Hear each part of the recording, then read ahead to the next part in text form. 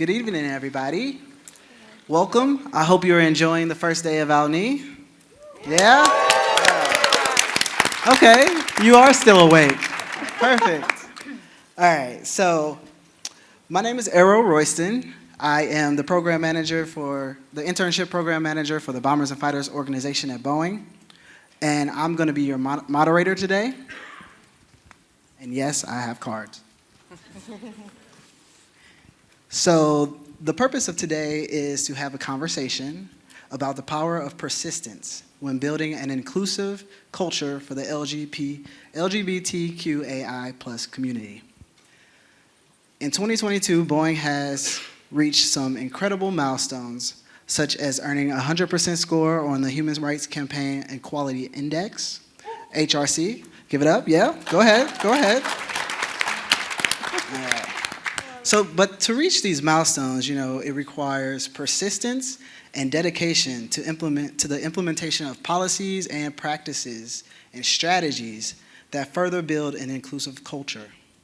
But today, I am honored to grace the stage with some amazing leaders that we have at the company, and they're going to share and have a conversation about strategies and lessons learned during this amazing journey. Sorry, my cards are messing up. All right, and then after that, we'll have a little Q&A, and then I'll open it up to the audience for questions as well. So, hello, panel. All right. Arrow. All right. I'm going to switch it up a little bit for you guys. And what we're going to do is go around and introduce everyone first. And then we're going to kind of start talking about, those policies and practices that have been implemented to help Boeing's culture. Sarah, we're going to start with you. Okay. Hi, everyone. I'm Sarah Bowen. I have the privilege of leading the Global Equity, Diversity, and Inclusion team for the Boeing Company. I'm Demi Hannon. I'm in the total rewards function, and I really focus on global financial benefits at Boeing. Hi, everybody. I'm Heather Haynes O'Brien. I lead our HR operations team, which is kind of the behind-the-scenes machine that makes a lot of HR things go. Good afternoon, good morning, good evening, everyone. My name is Candace Howell, and I am the manager for our business resource groups here at Boeing. Hello, my name is Lauren Murphy. My pronouns are she, her. I am an HR generalist. I support our BCA, Boeing Commercial Air programs in Everett, Washington. And then I am also our BEPA, which is the Boeing ERG for Pride. I am the vice president of the Enterprise BEPA board. Give it up for our panel.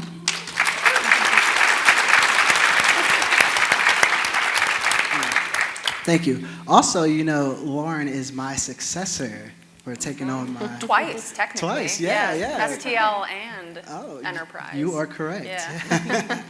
So when I think about persistence and I think about the Boeing Company, the BEPA ERG is one of the main things that comes to mind as far as persistence, starting in 1989 as a bonsai tree club and just being stealth and being told no, but still being persistent enough to become a legendary affinity group at the Boeing Company, one of our first ERGs, and still just making big moves today. And without ado, I'll pass it on to Sarah to kick us off with some policies and practices that you think have been implemented to help Boeing's culture with persistence. Thanks, Arrow. And I just piggyback for a moment on the Bonsai Tree Club. If you haven't gone out to visit the Boeing booth, I really encourage you to. The story of our Boeing, what is now BEPA, that Lauren helps lead, it started as this Bonsai Tree Club because they had to go underground, because they were told no. And that is the power of persistence, right? Not taking no for an answer, but finding another way. And if you go out there to our booth, there might still be some bonsai seeds left that you can plant yourself and at the very least tie a ribbon on the tree as an acknowledgement of your own experience and story. Okay, so policy and practice, which I know gets everyone super excited to hear about policies and practices. Well, I was actually really struck by what Aaron Uritas shared today about each of us taking on empathy, accountability, compassion, and humility And I think that really is a wonderful framework for everything that we've done on this journey. And I'll start with humility. In 2021, for the first time in our company's 105-year history, we published a DEI report with robust diversity metrics. It wasn't a victory lap. It was a statement to say, this is where we are. It's not good enough. We know that. And we need your ideas and your help to get better. We also acknowledged in writing in that report, you're not seeing numbers about our LGBTQIA community because we don't have them. And that was the motivation for us to put in place self-ID, which we then quickly did. And then we published our next report, and we said, we've only had 20% of our people go in and self-ID. You know, right? It's everything is an exercise in humility because that's where we learn, and that's where we find the motivation to get better. So we're still very much on that journey. I only did one of the letters, and I've already consumed a lot of air. So I'll just briefly touch on a couple other letters. So accountability is so important. For the first time in our company's history, we have our compensation tied to ED&I outcomes. That's big. Yeah. It's really, yes. You can clap for that. How many of you here, how many of you are at companies where compensation, whether it's your bonus or some other incentive, is linked in some way to ED&I outcomes?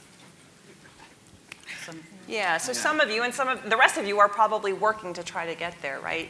So that's really big, that's really important, and having the self-ID in place so we can now track where are we doing well and where are we not doing well is really important. Empathy and compassion, the storytelling is huge and does influence policy and practice.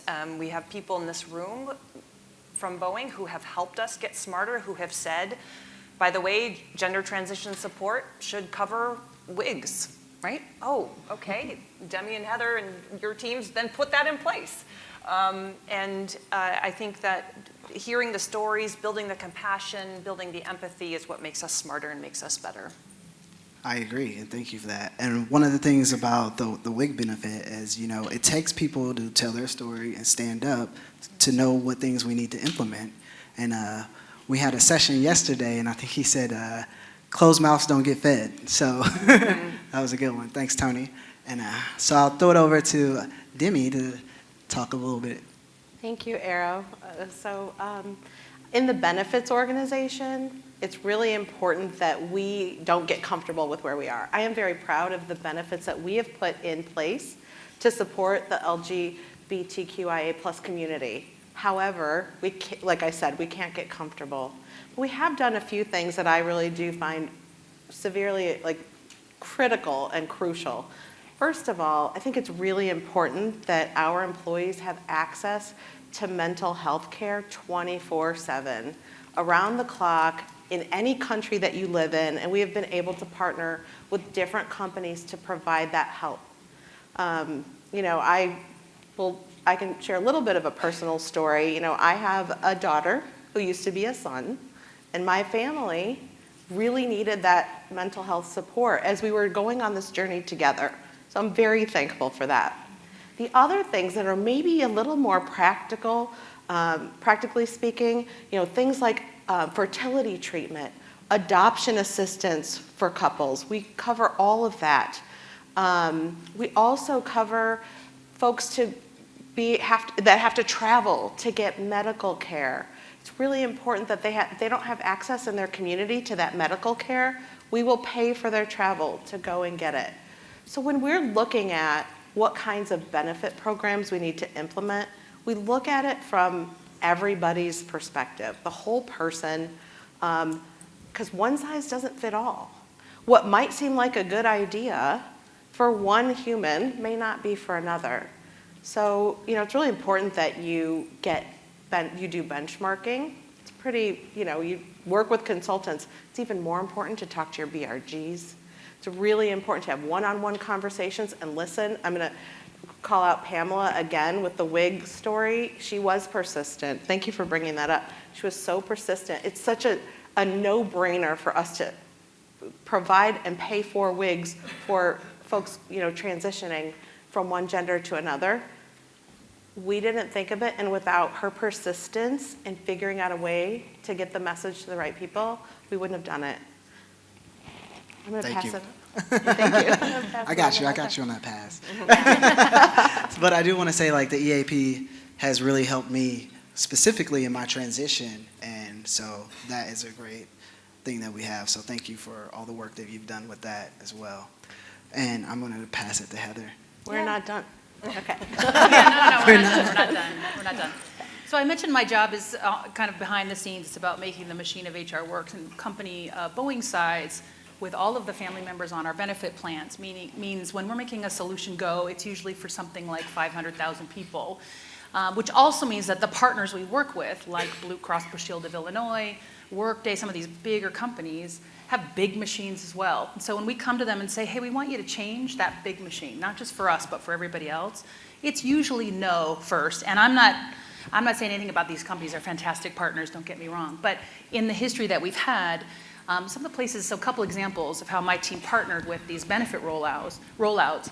In the early 2000s, when we were first starting some trans-related benefits, well before WIGs, things like that, I asked a couple of my colleagues how the experience was accessing the benefit. So providers, always a challenge. Can you get, recommendations to the right providers? No, okay, we're gonna try and tackle that. But one of the things that became clear is, so again, this was early 2000s, when if you called any call center, many of you will remember this, called any call center, what the call center reps were given was how to make sure your call was secure, was assess your gender based on your voice and compare it to what's on their little data screen.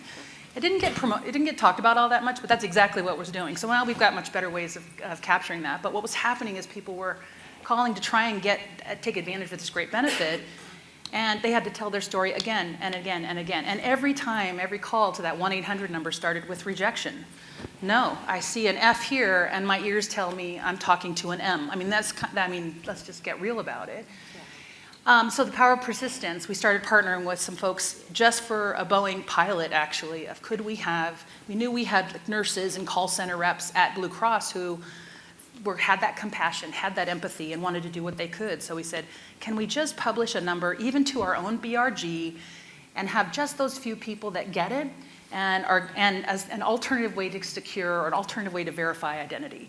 And what started as just that, a couple people turned into essentially this long-standing now essentially help group that has gone from transitioning help to gender affirmation help to now we're getting calls from all over. Anybody who's looking for essentially queer-friendly allies or doctors or anything like that. So it's something that doesn't get the press very often. It's not going to make it onto, here's a policy we implemented, but it's the kind of thing that makes that experience go a lot smoother.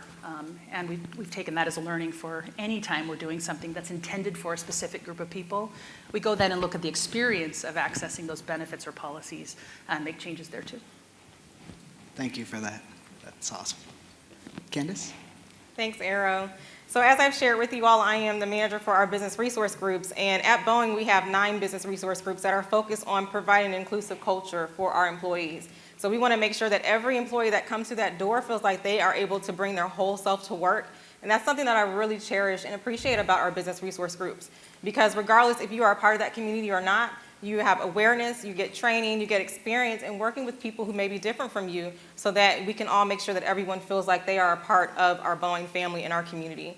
Some things that I really, really appreciate that we have here at Boeing is that not only do we have our business resource groups, Lauren's the vice president for our Boeing Employee Pride Alliance, but we also have our Beta group, which is our Boeing Employee Transgender Association, which provides support for those employees that are transgender or in the process of transitioning. And we also have our BetFam group, which received an Audi Award last year.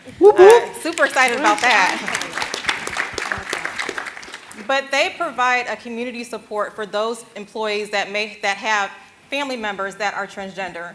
And so just providing that ability to be a part of a community, to feel like you can come into work, be who you are, be true to yourself, and know that someone cares about you and is going to help provide and support you is something that I truly value and appreciate that we have here at Boeing.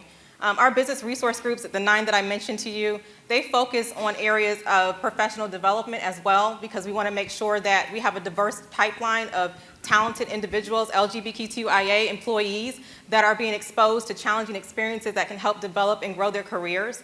We also want to make sure that they have that mentorship. We want to make sure that we're retaining employees. And then also just partnering with our community. We work with different external technical affiliates like O&ESummit2022. We are ambassadors in our community working with our employee community fund to make sure that we are out there showing that Boeing cares and that we want to be a part of people's lives.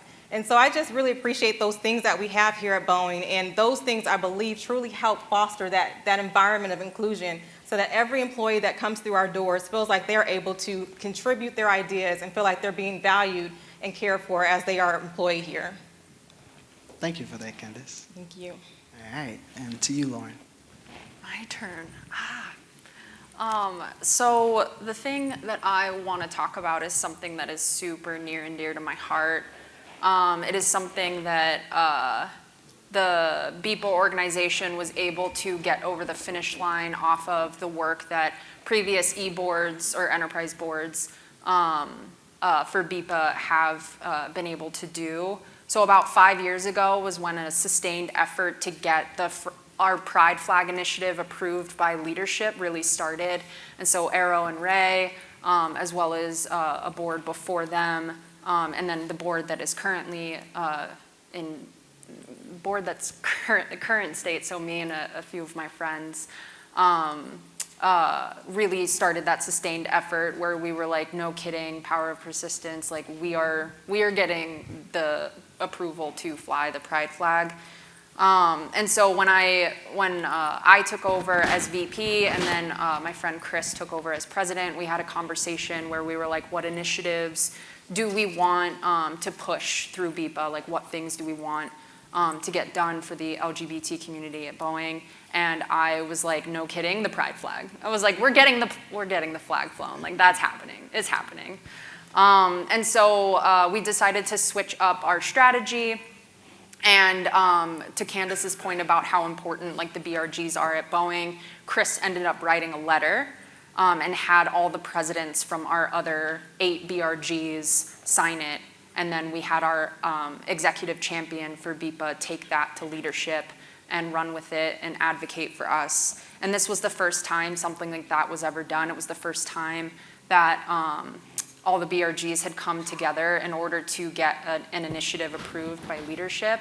And I think that just goes to show like the power of intersectionality, because as we all know, gender identity and sexual orientation do not discriminate. So our other BRGs, there is definitely a queer person within all of them. And so Sarah actually set up a meeting with me, the EXCO champion at the time. His name was Bill, recently retired. And so it was the e-board, Sarah and Bill, and that's when you guys told us that, you know, EXCO approved, like Pride Flag displays is on, like hit the ground running, like let's do this. And they were basically like go big or go home. And I just remember like how giddy I was in that moment, because I work in Everett, Washington, and so the factory that I work in is the largest building in the world, and I'm picturing a 100-foot pride flag on the side of this building. I'm like, it's happening. And so I just think that's incredible. Like we did it, all of us did it. Like e-board after e-board after e-board really just continued to fight for something that was important for a lot of employees at the company. And so this slide here shows some of the flag displays that we were able to get done. The top 2 in Australia were the first in the entire enterprise. Whoop, whoop. We've got the UK, the flag in UK flying, our South Carolina display. That was the first one in the States that was put up. Say that again? Charleston. Yes, yes. And then in Washington, that picture is of the pride flag through the security gate that I go through every day to get to work. And so every day in June, I was like, yeah, I did that, that's me.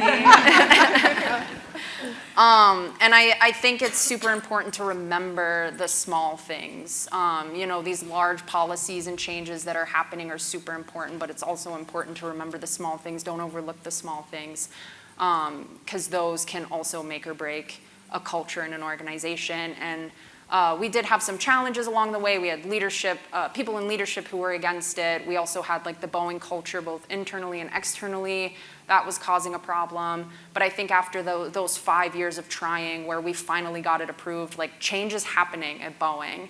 And I love that for me. I love that for everybody else at Boeing. I also love that for society at large. And so the last thing I want to leave you guys with is that BEPA will continue to make incremental change at Boeing until Boeing exhibits the cultural change that fosters equity, because we all deserve that. And BEPA will demonstrate how unstoppable we are. I like that.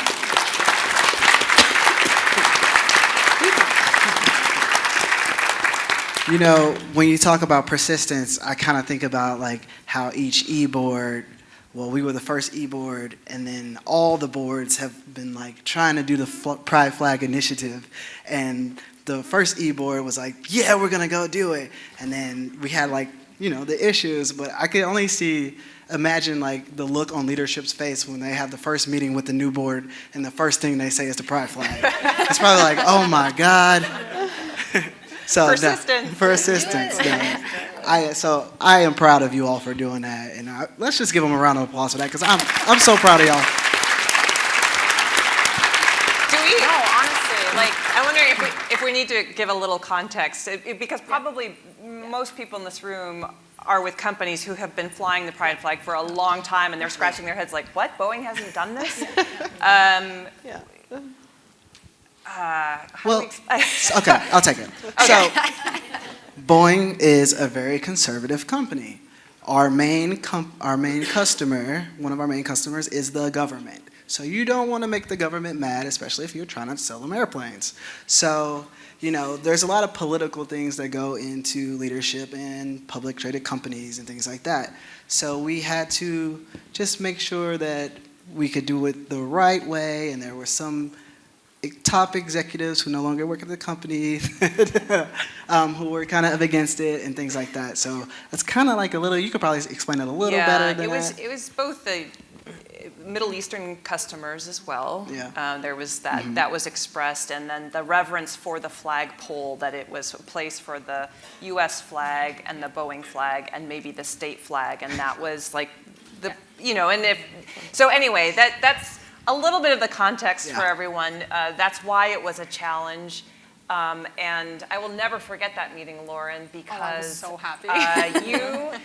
you lit up, and you immediately went to, you know, the whole, like Everett is the largest. Yeah. What is the largest building In the world. In the world. Yeah. Lighting up the whole Oh, yeah. side where you can see it from I-5, and I just love that you immediately had that vision, and then the whole team ran with it. But that's a little of our background. Again, the story of persistence. We're not perfect by any stretch. We are on this journey.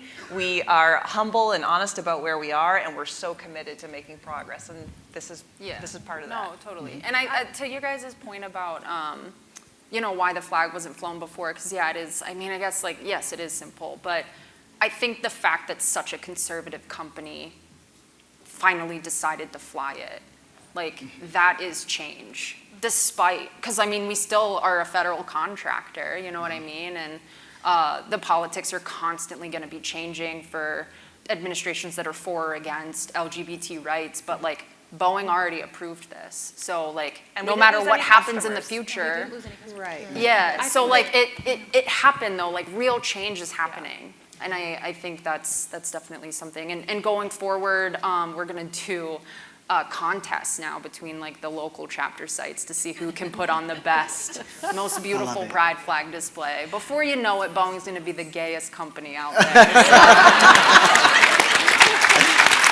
All right. Heather, did you have one thing before we go? I'm just enthusiastic about it. I work out of the Mesa, Arizona site where we build Apache helicopters, and it has been, we don't have a picture here, and we had a small journey there. But that we're going to have to talk about persistence, because we're going to have that same conversation again and again, approved at the top levels or not.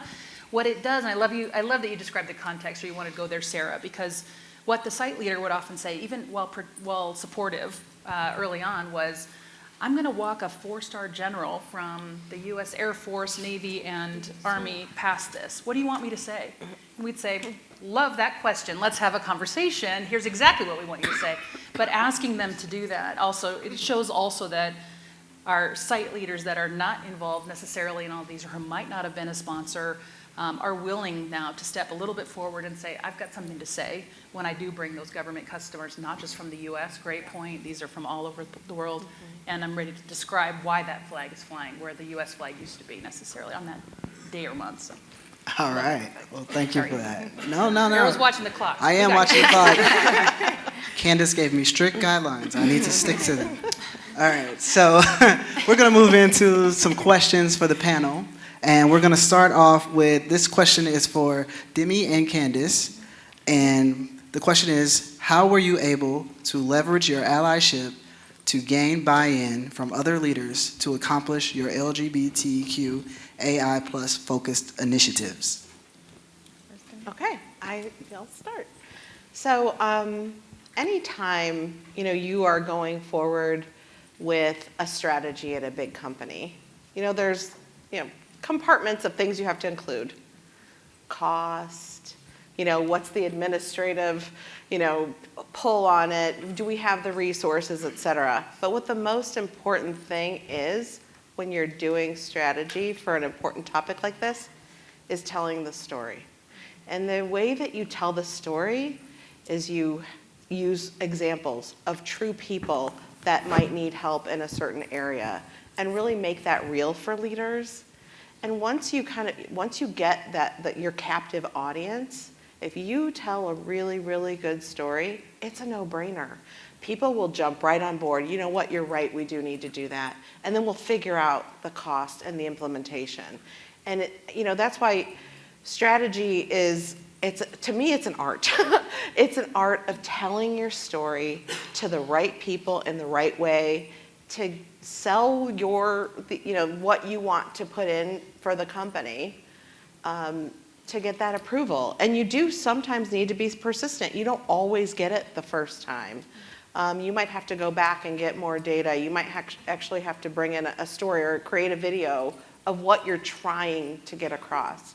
The other thing that's really important is not only holding ourselves as a company accountable to pull on what you said, but to hold the suppliers and vendors accountable, to also believe in diversity, equity, and inclusion to the same degree that we do at Boeing in their hiring practices and their policies, and so that when it is time to put together that strategy and sell it to leadership, we've got not only just the Boeing people, our executives, and the approvers on board, but also our suppliers, so that they can help us make it happen.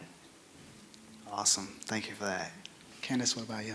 Thanks, Demi. And I think for me, it's really practicing that allyship of servant leadership and having empathy for others. So taking a moment to humble myself, to learn from other perspectives, to hear those ideas, and to hear those experiences. Because to Demi's point, that's those stories that you utilize when you're going into meetings to advocate for people or to have conversations, challenging conversations about how to change things. And I'm so happy that Lauren brought up the Pride Flag Initiative, because that was a big step. And that required not only just BIPA to be a part of that, but to Lauren's point, all of our BRGs, every single business resource group was a part of that conversation and allied and rallied behind BIPA when we took that initiative forward.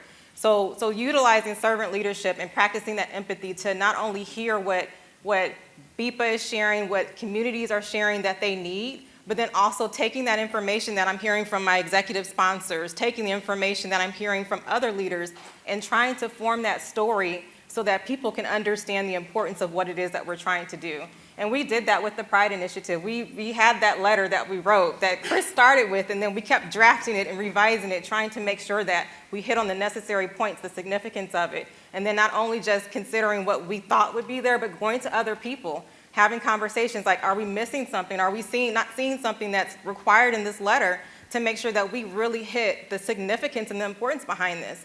Because it's important to us, but we also want to make sure that people see this story behind it, see the impact that it can make. And so we had to tell that story, how employees would feel to see Boeing represent in this way, how special and meaningful that experience would be for them. And so that's a part of the allyship that I believe is so important. It's just taking that opportunity to hear, listen to both sides, and work in a way so that people can see the importance of it at the end. Yeah, so what I want the audience to take from that is that, allyship is extremely important. Okay. So if you're an ally in the room, you are that advocate that can help push for initiatives as well. So thank you both for that.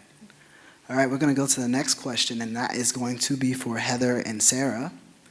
And the question is, how did you go about identifying the need for some of these initiatives? For example, how does an organization even know where to start on a journey like this, especially if their organization is not inclusive to the LGBTQAI community? Kick it off? Sure, I'll give it a try.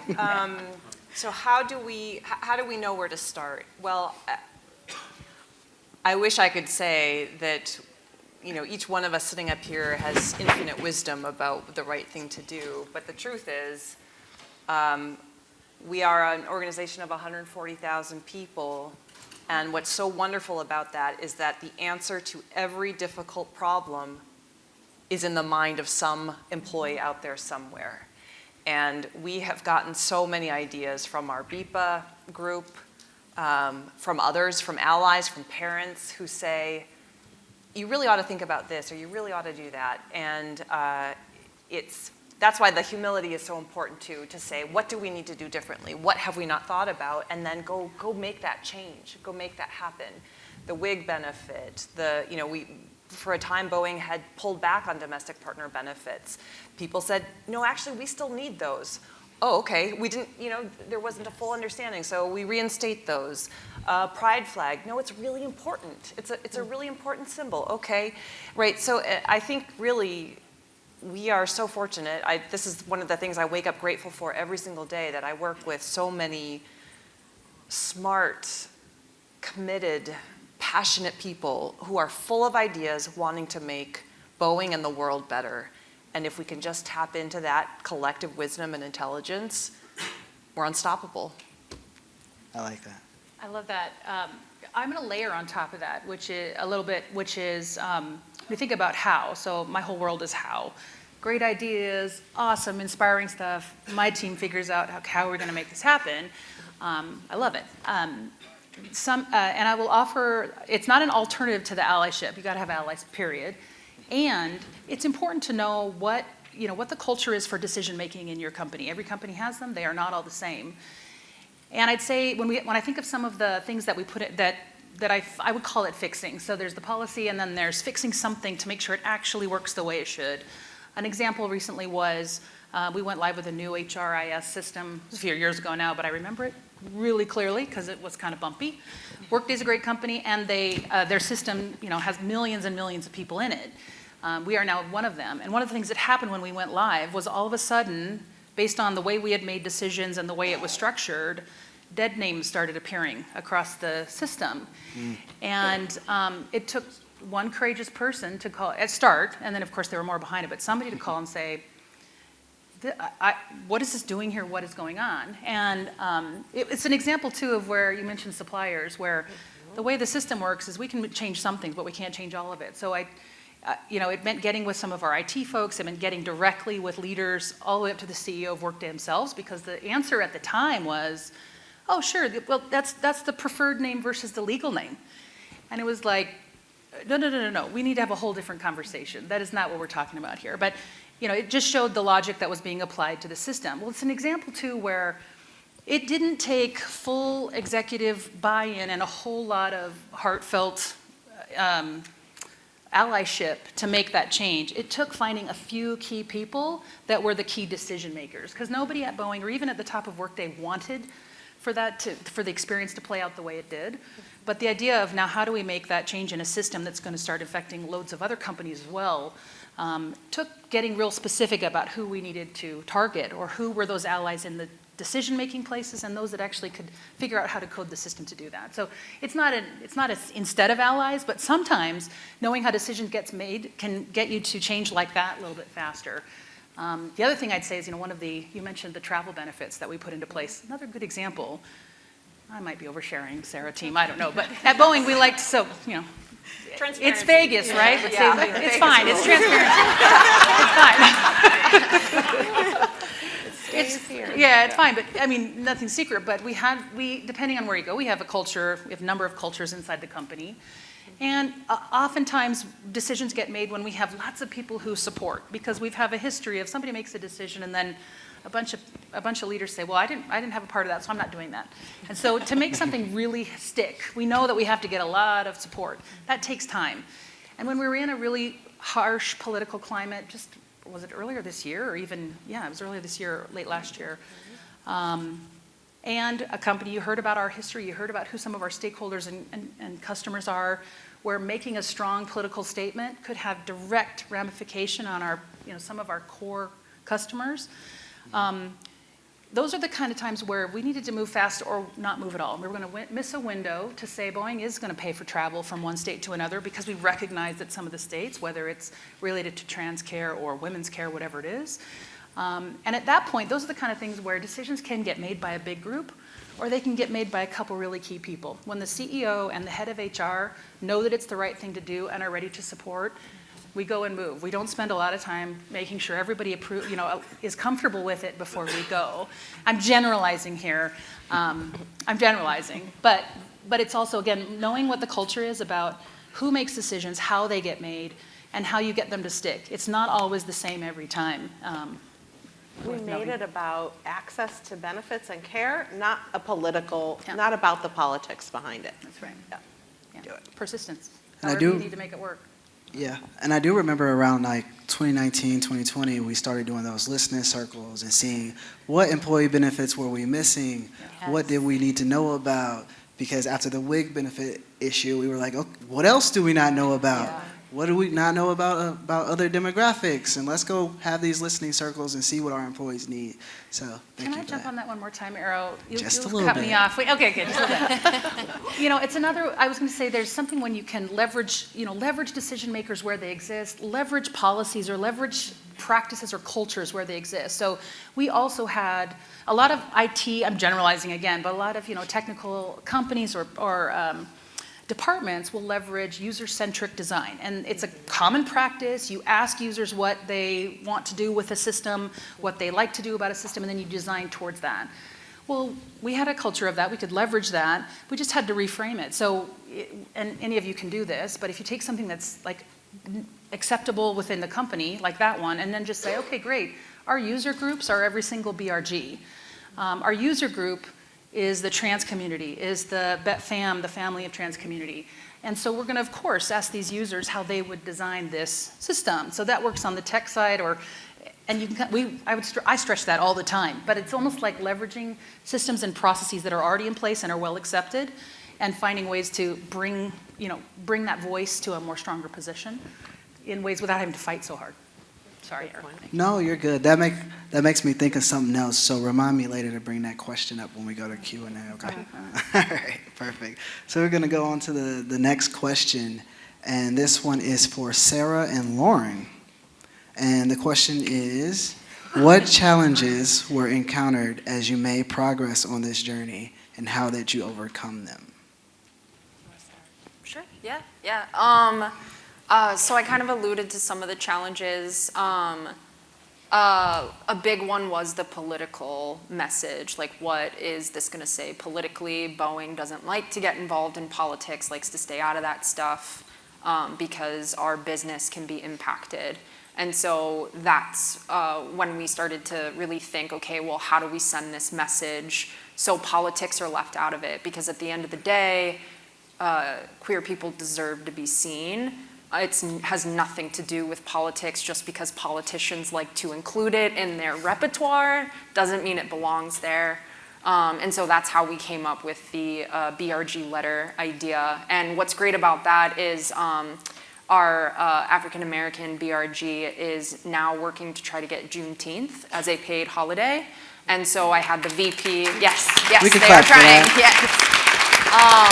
I had the VP of BBEA reach out to me and be like, so how did you get the pride flag approved?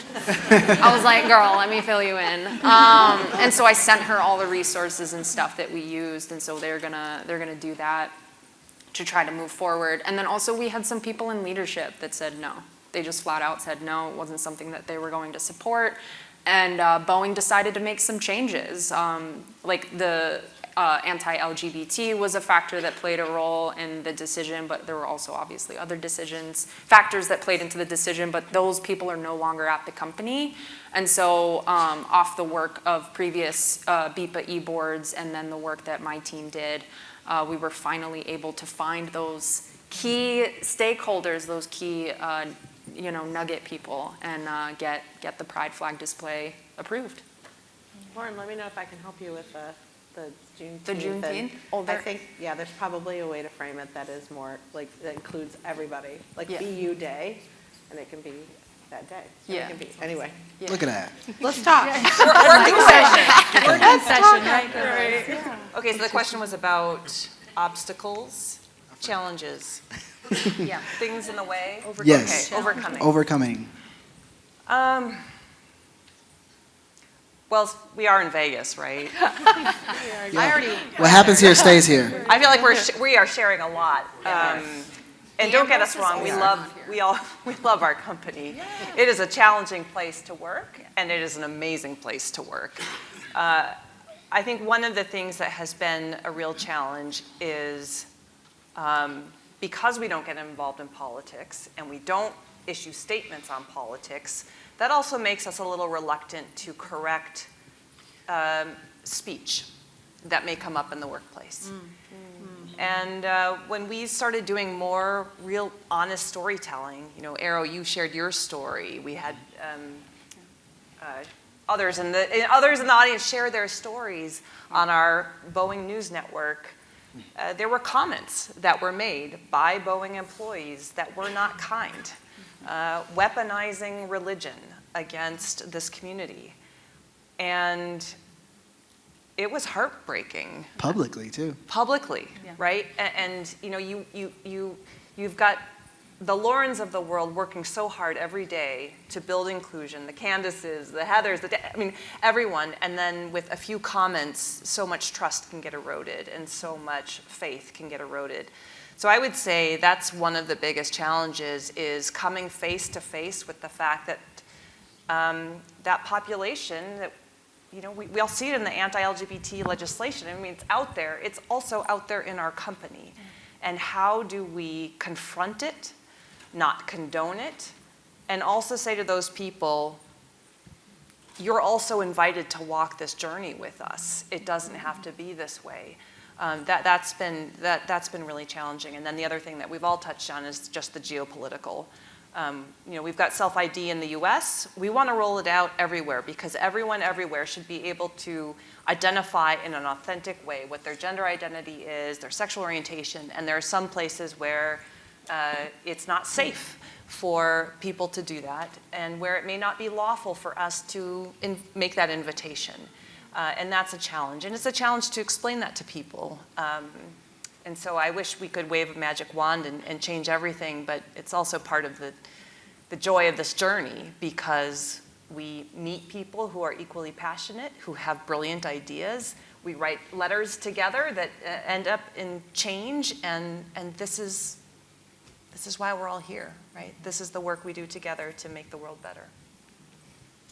I agree. And then we also learn from other companies, as Yep. well as other companies learn from us, and we partner on those initiatives to make things better. So I really like that. Thank you. All right, so the last question, and then we'll turn it over to the audience. But this one is for all of you. So each one of you has briefly explained your journey on how you've been able to advance LGBTQAI plus equality in the workplace. As you know, the theme for this year's conference is unstoppable.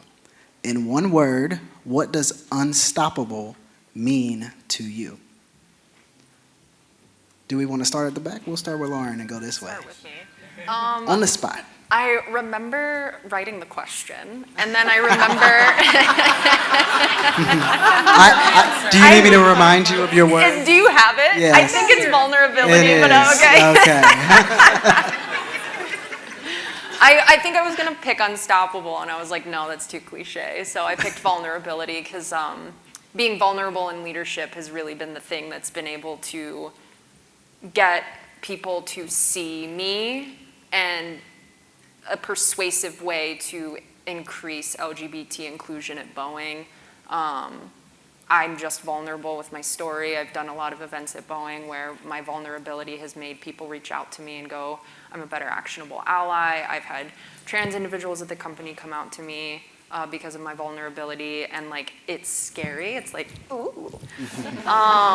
But it works, and so vulnerability. Yeah, thank you, Arrow. Yeah. One thing that you just reminded me of is not only just vulnerability, because I think also in your advocacy too, to where, you know, when I had that trans panel or the trans story about talking about pride and trans and how, you know, all that Pride and happened. Protest? Yeah, the pride and protest, Yes. you know, and then I felt like it came off differently from me versus you, to where sometimes people listen to people who look like them better, and you just took it and ran with it, and, you know, I just really admired that about you, so I just wanted that. Thanks, yeah.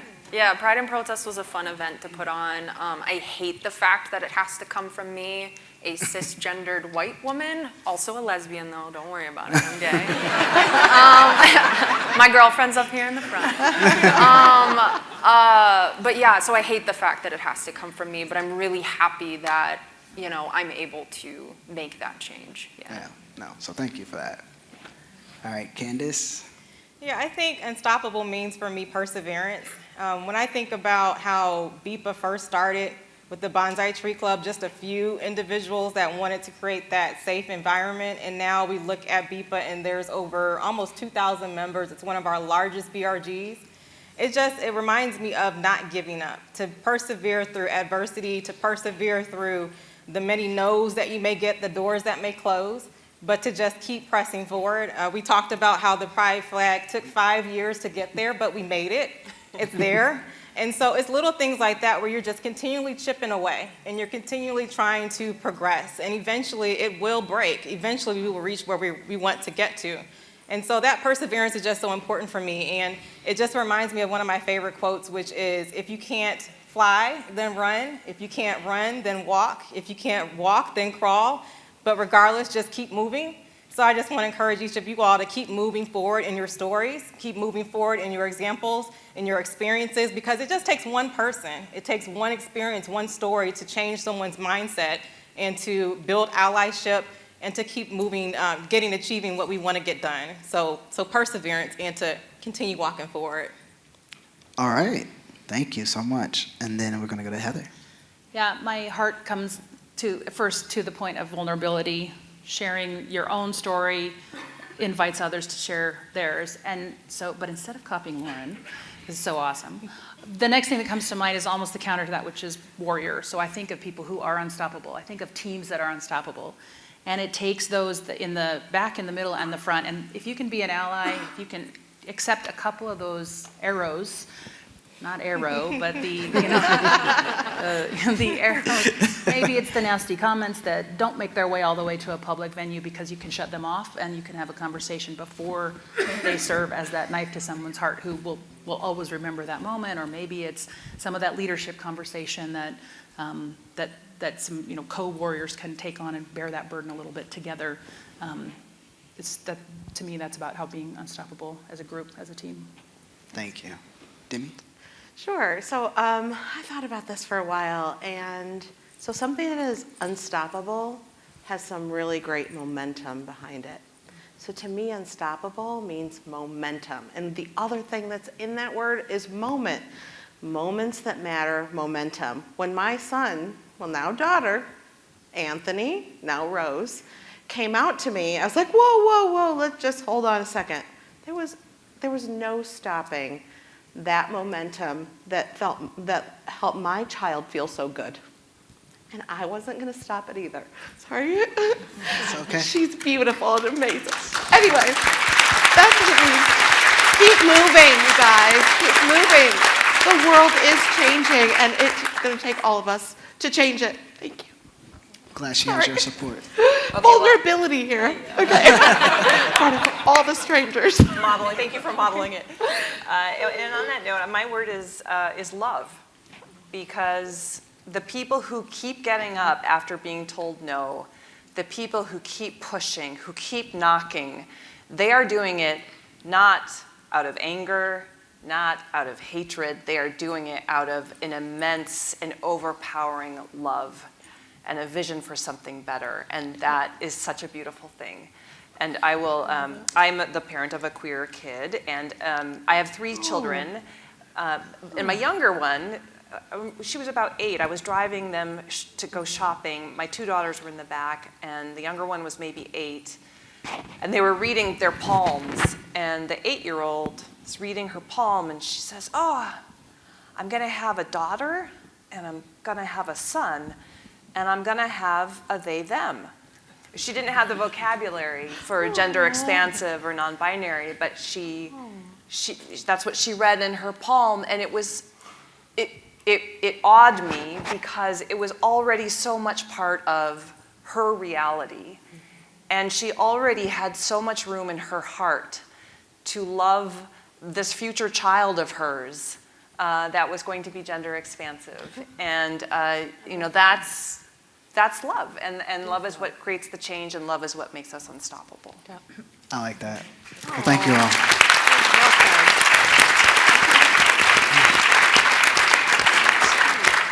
All right, so we went way over time, but that's okay. So I have just a little time for questions from the audience. I can take a few. You raised your hand first. There's a I don't mic know, coming, Rebecca. Rose. Okay, we got a mic coming for you. So Shout out to Rebecca.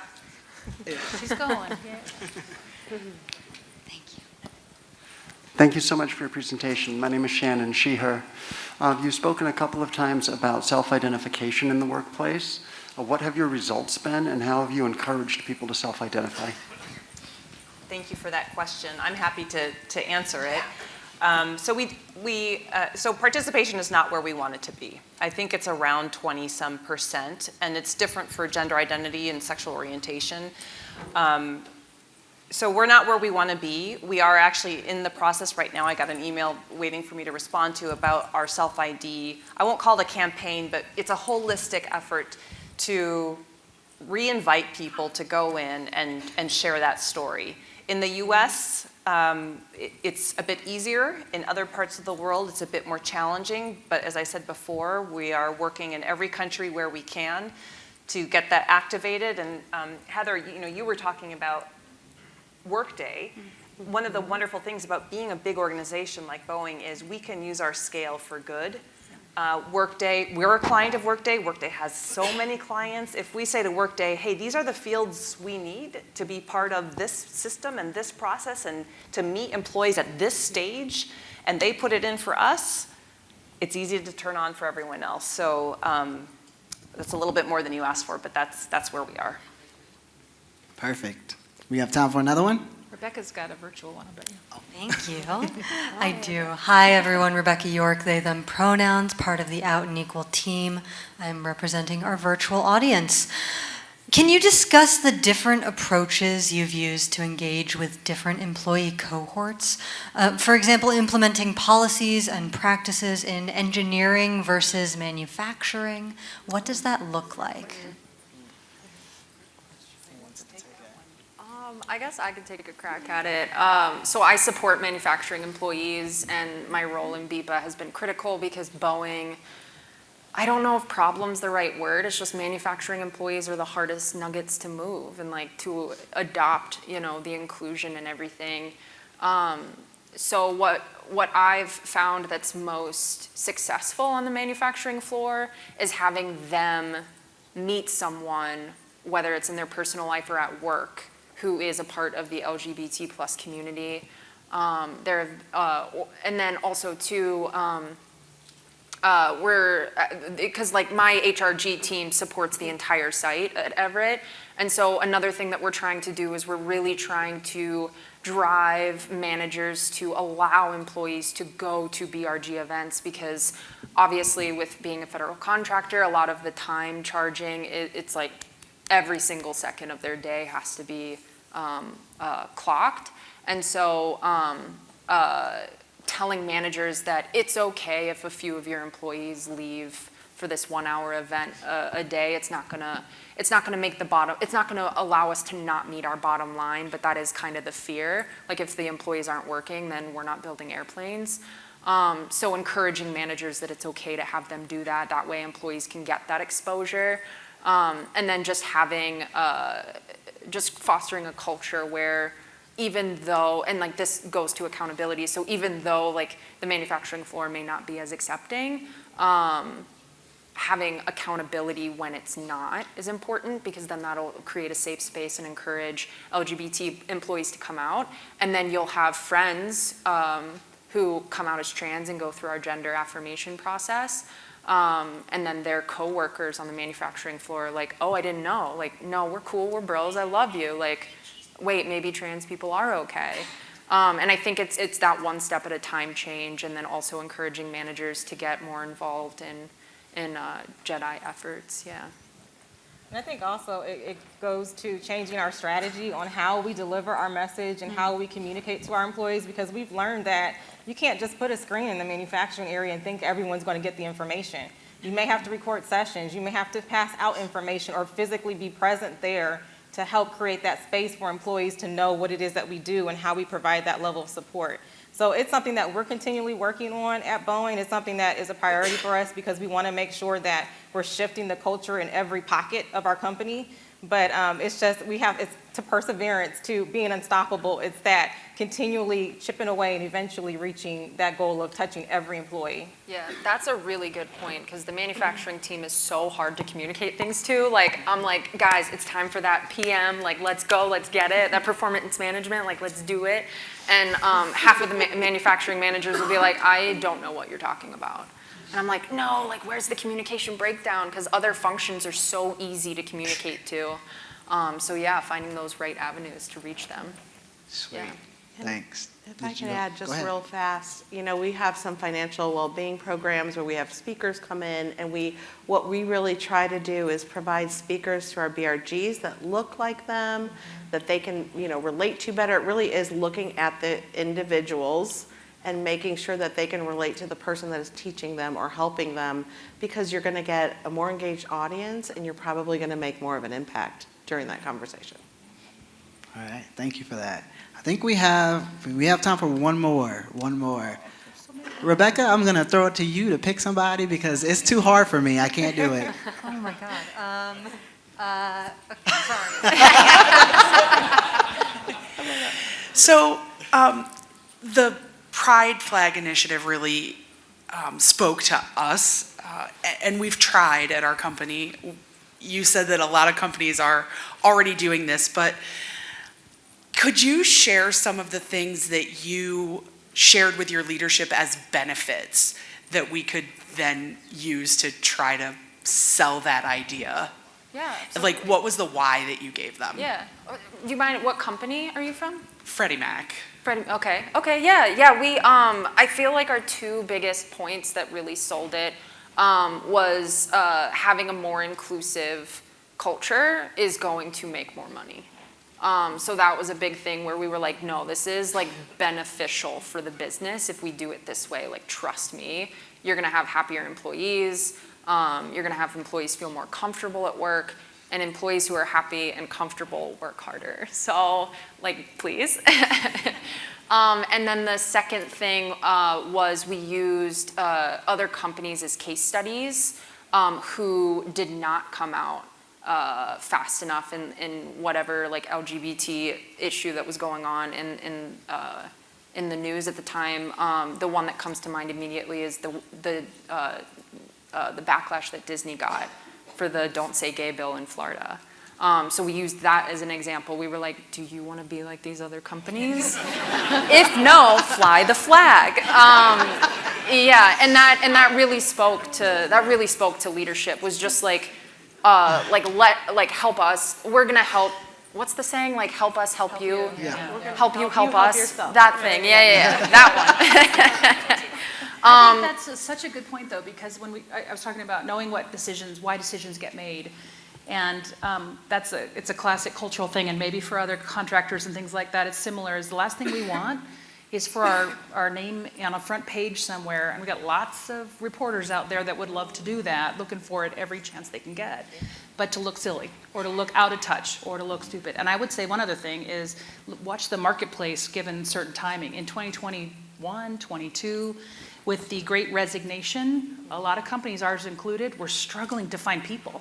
And so all of a sudden, if you would write that letter 3 months ago, I would have said, add in there that we'll be able to hire 10% more people because of the invitation that flag Yeah. represents, making that number up. But Yeah. so that's another one, depending on what's the most important thing Yeah. your 'Cause company we've either got- does want to do or doesn't want to do, Yeah, like we've you got said. millennials and Gen Z coming into the workforce, and they care about this stuff. And they So They do. your company's going to have a hard time hiring if there's not robust LGBT protections, because I think like Gallup did a poll, like 60% of Gen Z identifies as queer, like somewhere within the queer umbrella. So just like make it so your company can't say no because of all these things that they're going to gain from doing something so simple. It's like free and easy to do. It's like Google. It's free and easy to use. And I think also is looking at the progress that we made. So we talked about how Boeing is scored a 100 on our HRC. So it's looking at those progresses and those commitments that we've already made, and we want to maintain that and continue to build upon that. And then we want to continue to attract new talent. And so we were mindful of the fact that we want to not only just retain and bring in new talent, but we want to make sure that everyone feels like they are a part of Boeing and that they can be proud to see that Boeing is recognizing who they are. So I mean, just those pieces of storytelling and then just continually building off of that progress was a challenge to us, because it's like, if we're doing this, then we can do better. All right, thank you. So we are at time, but one thing I wanted to say before you all go is thank you to the panel, but there's a lot of Boeing employees out here. Yeah, go ahead. Thank you to the panel. Yeah. Also, thank you to you guys for attending. And we also have the buddy program, right? So if any of you still have questions, I saw a lot of hands go up. Ask your buddy if you're partnered with a Boeing buddy. And a few of us may stick around if you have more questions. And then feel free to use the Pathable to connect with us.